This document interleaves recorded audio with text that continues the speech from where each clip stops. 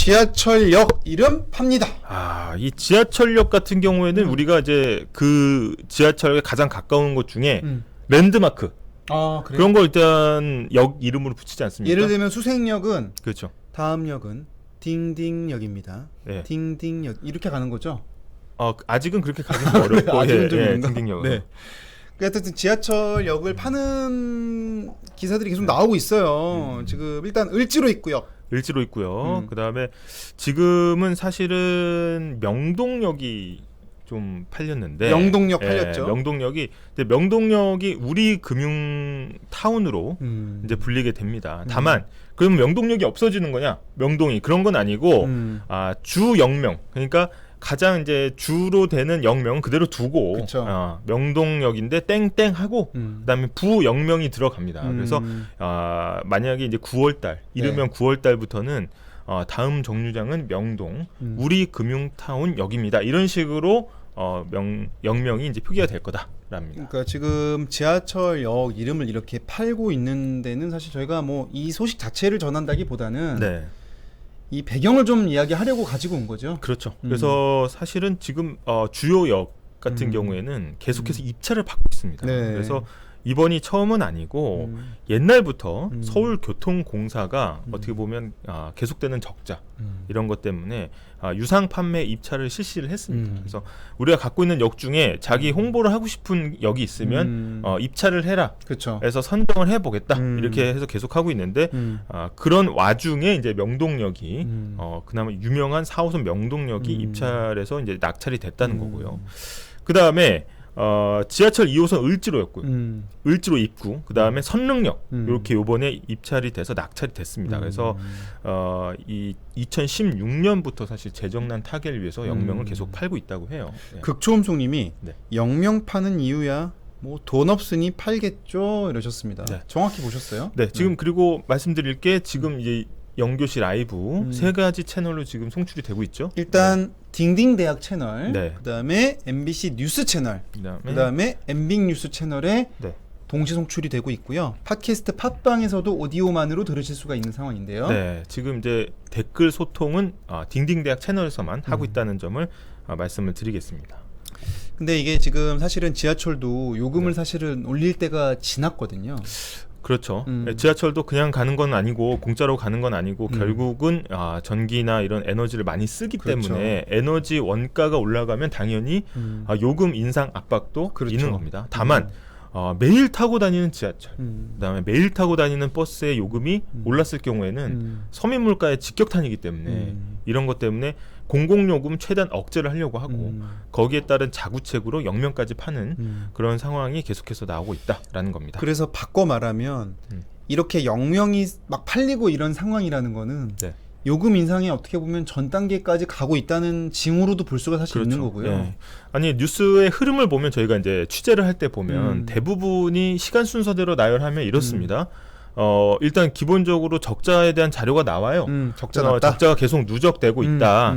그래서 인상이 불가피하다라고 하면 이제 기자들이 취재를 하죠. 그럼 당연히 방만 경영에 대해서 또 기사가 나옵니다. 아니 성과급 날 땐 성과급 잔치를 해놓고 이제 와서 무슨 뭘 공공용 올린다고 그런 하냐. 기사들이 많이 나오죠. 그런 기사들이 많이 쏟아집니다. 그랬을 때 그럼 당연히 공공기관 입장에서도 자신들의 입장을 자료 내겠죠. 그러면 나오는 자료가 항상 자구책 마련이다. 우리가 자구 노력을 계속하고 있다. 이번에 한전도 해외 자산을 뭐 팔겠다 이런 걸 자구책으로 내놨던 거 아니겠어요? 그렇죠. 그래서 어떻게 보면 반대 여론을 최대한 무마하려는 어떻게 보면 조금 약화시키려는 이런 흐름, 정보 흐름들이 나타난다는 거고 그런 포인트에서 기사를 보시면 맥락 이해가 잘 될 겁니다. 그리고 한전이 전기요금 또 오르지 않았습니까? 한전이 또 7월부터 이제 오르는데 저희가 다음 다룰 텐데 마찬가지로 지금 이 교통비도 아마 올해는 동결로 갈 가능성이 높지만 다만 내년에는 또 크게 오를 수가 있습니다. 그리고 실제로 저희가 과거 역사를 좀 비춰보면 이런 지하철 요금 같은 경우 한 번에 오를 때 막 15% 20%씩 오르더라고요.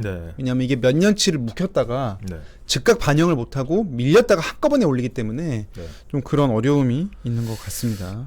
그래서 아까 말씀드린 대로 이런 뭐 정부의 흐름, 기사의 흐름을 보시면 공교롭게도 한전이 이제 전기요금 인상을 정부에 요구를 하면서 그렇죠. 발표한 자료가 뭐 6조 원 가량의 해외 자산을 매각하겠다, 자구책 마련했다 이런 자료이기 때문에 어떻게 보면 그런 명분 싸움을 계속해서 하고 있고 뭐 이 영명을 판 게 딱 그 맥락에서 나온 건 아니지만 그렇죠. 어찌 됐든 간에 공기업의 어떤 누적되는 적자 이런 것들이 요금 인상으로 이어지는 전 단계다 이렇게 볼 수가 있겠습니다. 지금 땅콩샌드님께서 지방 지하철도 적자인가요 하셨거든요. 네, 그 각 뭐 시도별로 정확히 파악을 해봐야겠지만 일단은 이 공공요금이라는 건 강하게 인상 압박을 정부에서는 억제를 하지 않습니까? 그렇죠. 그렇기 때문에 큰 수익을 내기는 좀 어려운 구조긴 해요. 아니, 심지어 신분당선 네. 그거 황금 노선이라고 하고 네. 그거 2,500원이거든요. 네. 요금도 엄청 비싸요. 네. 그런데 그 노선조차도 적자라고 합니다. 그래서 사실은 이 지하철이 좀 수익 내기 좀 어려운 상황이다. 그래서 문제가 됐던 게 지난번에 이제 맥락을 좀 짚어보면 그렇습니다. 서울시가 이제 9호선 지하철을 이제 만들 때 민자를 좀 들여서 민간 자본을 좀 들여서 이거를 그러니까 만들려고 했는데 민간 사업자들이 다 손사래를 쳤죠. 아니 요금도 못 올리고 그쵸. 다 공공 요금으로 다 억누를 텐데 장사가 되겠냐 해서 이제 서울시와 정부 측에서 나온 게 이제 최소한의 마진율을 보장하는 형태, 최소 이익률을 보장하는 그쵸. 형태로 사실 계약이 됐어요. 그러니까 그런 것도 맥락에서 보면 이 어떤 공공 요금 어떤 시스템 자체가 굉장히 인상 압박을 정부 억제하는 상황이다라는 겁니다. 지금 이은호님께서는 경제 상황이 나아진다 해도 한 번 오른 요금이 인하될 일은 절대 안 생기겠죠 그러셨거든요. 네, 그렇긴 합니다. 그리고 어떻게 보면 인하가 되려면 어떻게 물가가 안정화되는 걸 넘어서 조금 뭐 디플레이션으로 가야 그렇죠. 사실은 그게 상황이 맞는 건데 이게 쉬운 상황은 아닙니다. 그 자체가. 그리고 지금 지하철 요금 자체가 이게 막 이익을 남기는 구조가 아니라 손해를 보다가 도저히 야 이거 더는 안 되겠다 했을 때 올려서 맞추고 이런 식으로 지금 요금이 뒤따라가면서 적자를 메우는 식으로 따라가고 있기 때문에 이게 오른 요금을 내리기는 정말 쉽지 않다. 네, 그렇게 볼 수 있을 것 맞습니다. 같아요. 아무리 경제 상황이 바뀌어도. 네. 네.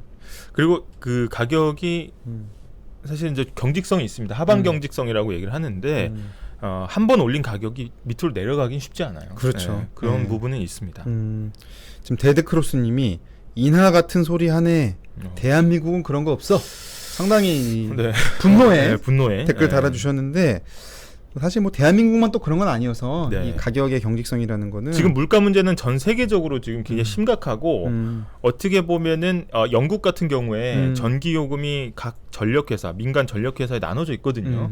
그런 경우에는 뭐 회사별로 굉장히 높은 인상률을 보이기도 한다라는 겁니다. 그래서 어떻게 보면 가격 결정도 자율적으로 맡겨 놓으면 굉장히 심각한 상황이 올 수도 있다는 거고요. 그렇군요. 예. 범블비님은 디플레이션이 올 일은 없겠죠? 그러셨거든요. 단기적으로는 어렵습니다. 왜냐하면 공급 물가가 뛰고 있는 상황에서는 디플레이션은 상상도 하기 어렵죠. 디플레이션에 대해서 간단하게 설명을 드리면 아주 간단하게 좀 거칠게 설명을 드리면 인플레이션의 반대말이죠. 인플레이션이 가격이 오르는 거잖아요. 그렇죠. 그럼 디플레이션은 가격이 떨어지는 겁니다. 그래서 어떻게 보면 물가 상승률이 마이너스로 가는 걸 보시면 되고 그 물가 상승률 0부터 인플레이션의 사이면 뭐 디스인플레이션 정도 그렇게 표현할 수 있지만 디플레이션 아예 물가가 떨어지는 거기 때문에 이런 경우는 굉장히 장기간의 침체 아니면 굉장히 어려운 경제 상황인 경우에서만 디플레이션이 나타난다. 그래서 특히 이제 경제학자들 같은 경우에는 뭐 다 그런 건 아니겠습니다만은 야 너 인플레이션 하나 할래? 뭐 디플레이션 하나 할래? 둘 중에 하나만 무조건 골라야 돼. 그럼 뭐 할래? 라고 하면 뭐 하시겠어요? 인플레 골라야죠. 그렇죠. 이게 인플레이션이 착한 인플레이션과 나쁜 인플레이션이 있긴 한데 디플레이션은 경제 자체가 굉장히 기반이 무너질 수도 있기 때문에 굉장히 어려운 상황으로 갈 수 있다. 이게 디플레이션 되게 어렵게 생각하시는데 이제 간단히 생각하시면 돼요. 지금 아파트 사시겠습니까? 아파트 오늘 당장 어렵죠. 가서? 왜 안 사죠? 앞으로 가격이 최소한 오르진 않을 거라는 그렇죠. 믿음이 있기 때문에. 그러니까 디플레이션은 가격이 장기적으로 하락을 하는 현상인데 네. 내일 가격이 떨어질 것 같으면 사람들이 물건을 안 삽니다. 네. 그러니까 반대죠. 인플레가 올 것 같으면은 막 추격 매수를 하잖아요. 불안하니까. 야, 내일 되면 가격 오른대. 미리 사재기해 놓자 이러지만 디플레가 오면 반대 상황이 정확히 벌어져요. 네. 야, 오늘 최대한 적게 소비하고 야, 내일 사면 더 싼데 뭐하러 오늘 사. 네. 그러니까 소비가 그냥 죽어버리고 네. 경제의 그래서 활력이 떨어지는 거죠. 경제 활력이 떨어질 수밖에 없는 게 이제 물건을 파는 사람 입장에서는 아니 뭐 가격은 둘째 치고라도 물건이 안 팔리니까 앞으로의 투자가 더 어려운 거죠. 그렇죠. 그래서 장기적인 경기 침체로 수렁으로 빠질 수가 있다. 그래서 계속 이제 디플레 우려 관련해서는 이제 이웃 나라인 일본 사례가 계속 나오는데 지금 극초운송님도 네. 일본의 30년 침체가 디플레이션 아닌가요? 그러셨거든요. 그렇죠. 이제 명목상으로는 디플레이션이 아니냐 논란이 많지만 사실상 소비가 굉장히 다운되면서 경제 자체의 활력이 떨어지는 장기 침체 형태는 맞습니다. 그래서 아베노믹스라는 게 네. 아베가 그 소비 어떻게든 늘려보려고 막 돈 막 주고 막 풀고 난리쳤던 거 아니겠어요? 그렇죠. 무제한 양적 완화라고 해서 뭐 세계의 화살이다 뭐 이렇게 해가지고 최대한 돈을 끝까지 풀겠다. 근데 이거 돈을 끝까지 푸는 거는 어떻게 보면 심리를 전환시키기 위한 게 있거든요. 아, 우리나라도 이제 좀 경제가 좀 돌아가기 시작하네. 인플레가 좀 오려고 하네. 탕수육 좀 먹어도 되겠네. 그렇죠. 돈을 좀 소비를 해도 되겠구나라는 기대 심리를 바꾸기 위한 거였는데 그게 지금 일본의 특히 엔저, 일본의 어떤 추락한 화폐 위상으로 봤을 때 사실상 좀 실패한 거 아니냐 이런 얘기들이 계속해서 나오고 있습니다. 지금 댓글로 박동현님께서 팟캐스트 라이브 시작한 데서 켰는데 오네오 표시가 회색이 되고 선택이 안 돼요 그러셨거든요. 네. 저희가 지금 확인을 했고요. 네. 오류 수정을 해서 지금 잘 된다고 합니다. 네. 한번 다시 살펴봐 주시면 좋을 것 같습니다. 아니, 그래서 지금 바꿔 말하면 물가가 너무 급격하게 올라도 현금 가치가 사라져버리고, 그렇죠. 물가가 내려가면은 소비를 아무도 안 하고 경제가 죽고 경제 기반 자체가 무너질 수가 있습니다. 그래서 적당히 올라주는 게 제일 좋은 거 아니겠어요? 적당히 서서히 꾸준히 오르는 게 좋습니다. 왜냐하면 예를 들어서 지금 한국은행이 물가 안정 목표제로 삼고 있는 약 2% 수준, 2% 중기 시계로 했을 때 한 2% 수준 정도면 경제에 큰 무리도 없고 그렇다고 해서 생산 자체가 죽지도 않고 그렇죠. 소비도 적절히 하고 소비도 적절히 하면서 그래서 이 단계를 이제 물가 상승을 자극하지 않는 인플레이션 단계라고 해서 리플레이션이라고 표현하기도 그걸 합니다. 리플레이션이라고 하는 네, 리플레이션이라고 표현하기도 합니다. 그 용어를 좀 정리해 볼까요? 우선 네. 물가가 오르는 거는 인플레이션, 오르는데 막 미친 듯이 올라. 하이퍼 인플레이션. 하이퍼 인플레이션. 그렇죠. 반대로 물가가 내려가는 거는 마이너스 떨어지는 디플레이션이죠. 디플레이션이고 물가가 적당히 올라서 이상적인 상황은 리플레이션이라고 얘기를 합니다. 리플레이션. 이렇게 네. 정리하시면 되겠고요. 네. 저희가 이거 플레이션 시리즈는 저희가 팟빵에 팟캐스트로 올려놨습니다. 팟캐스트로 한 20분짜리 정리된 또 네. 강의가 올라가 있습니다. 뭐가 많아요. 뭐 리플레이션, 뭐 인플레, 디플레이션, 뭐 에그플레이션에 스태그플레이션에 많습니다. 플레이션 거의 한 10종 세트 정리해 놨으니까 한번 그걸 들어보시면 조금 더 플레이션으로 끝나는 건 다 정리가 된다라는 겁니다. 된다는 거고요. 네.